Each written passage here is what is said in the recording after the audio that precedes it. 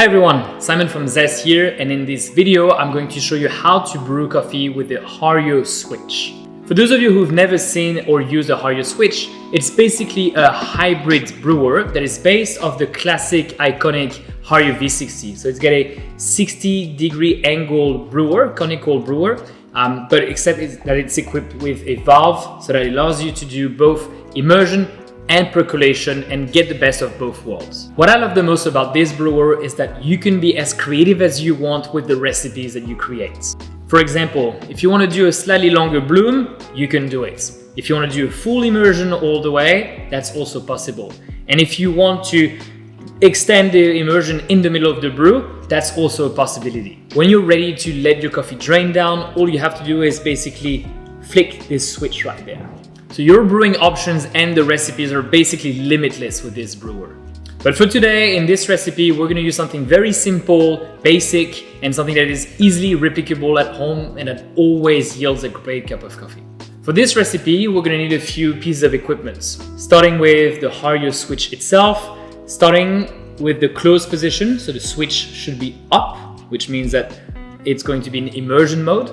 The Hario Switch is a 2-cup size coffee brewer, so we're going to be using a 2 to 4 cup size paper filter, and in this case the Café Abaca paper. We're also going to be brewing coffee into the Quinto glass server, and we also need a scale. I'm going to use an Akaya scale that has a timer function as well, which is really important for this style of brewing. We also have a temperature controlled kettle and a spoon to be stirring the coffee.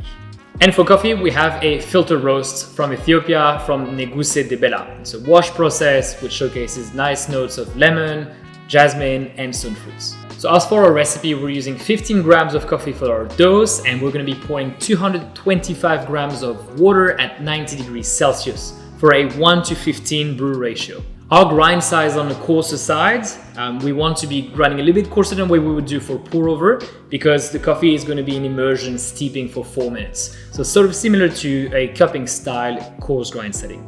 So to get started, we're going to turn on our scale and make sure that the switch is on the closed position. So this should be up. And then we're going to pour 225 grams of water all at once. It should take about 10 to 15 seconds to do that, and we're going to be adding the coffee afterwards. So all the way to 225 grams. Cool. Now I'm going to be adding my 15 grams of coffee on top of that, and I'm going to be using the spoon, starting the timer and stirring a couple of times in a circle to make sure that the water and the coffee mix nicely. And now we're going to be steeping this coffee for 4 minutes, very similar to a cupping style. So the reason why I've added the water before adding the coffee is to avoid choking. So sometimes when you put the coffee first and you pour the water on top, you'll find that the draining time can take a little too long, which leads to bitterness and astringency in the final cup. While we do find that we lose a little bit of heat in this process with the water staying on top like this, it does yield a much better cup. So it's more about the final cup result and the final flavors that we get in the coffee.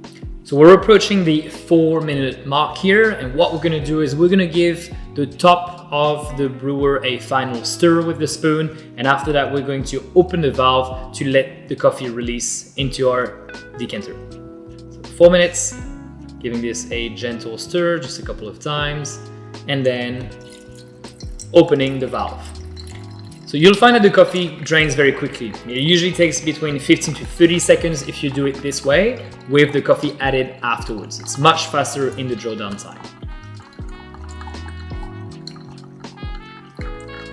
I just love this sound. Like, this is so relaxing.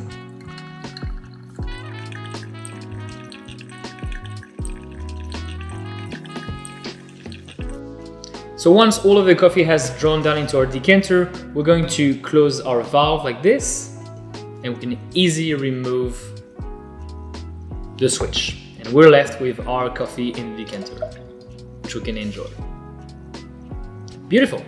If you find this video helpful, please like and subscribe and leave your comments down below, and we'll see you in the next video.